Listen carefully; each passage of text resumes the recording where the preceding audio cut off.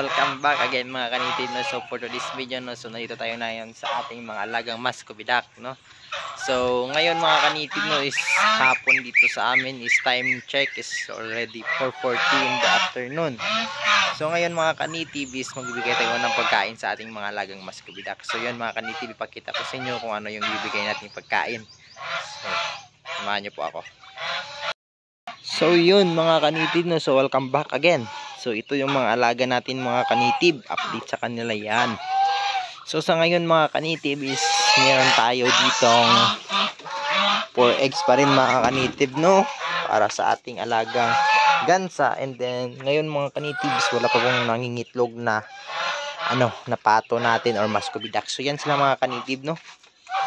So yung mga weeks old natin mga kanitib is ito. So siguro mga kanitib is maybe next day is ibababa natin sila mga kanitib, dahil para makano sila ng tubig. So ngayon mga kanitib, yung ating fish pan is wala pang tubig, yan pa mga kanitib, hindi pa siya nalagyan ng tubig dahil hindi pa masyadong umuulan dito mga kanitib. Is yung ulan dito mga kanitib is parang joke lang, yung parang uulan lang. So ngayon mga kanitib is bibigay tayo ng pagkain. So ito yung bibigay natin.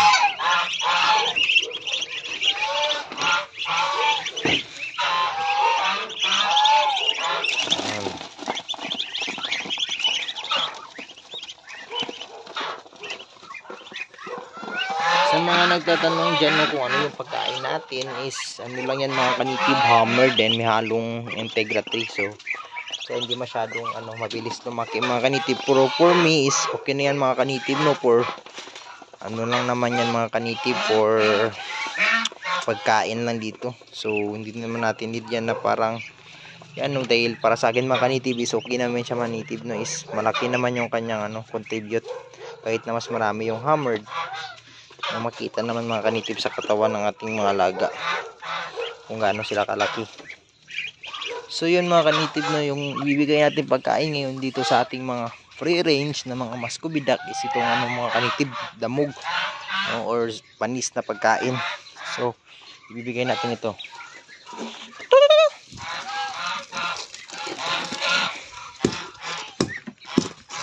Then mga kanitib, no, sa mga nagbabalak na mag-alaga ng muscovy duck is isa nyo sanang alamin is meron kayong patubigan. Kasi kapag yung mga muscovy duck walang tubig mga kanitib is madali silang magkasakit, dahil yung tubig talaga yung napaka-importante sa kanila, dahil sinisirib nila yan mga kanitib. And then may mga sila kayong mga palay, yan pwede yan mga kanitib, no, yung tirang-tirang mga palay mga kanitib. Kagaya nito mga kanitib is meron kami dito din mga tirang-tirang mga palay yan.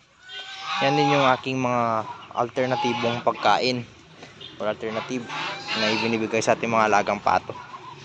So mabilis naman sila lumaki mga kanitib kung yan na yung pinapakain natin, dahil mas gusto talaga nila kasi yung mga kanitib yung basa, yung sinisirip nila. So yan. So yun mga kanitib, no, yan lang muna yung update sa ating mga alagang muscovy duck, no? Sa may mga gustong may gandang katanungan dyan,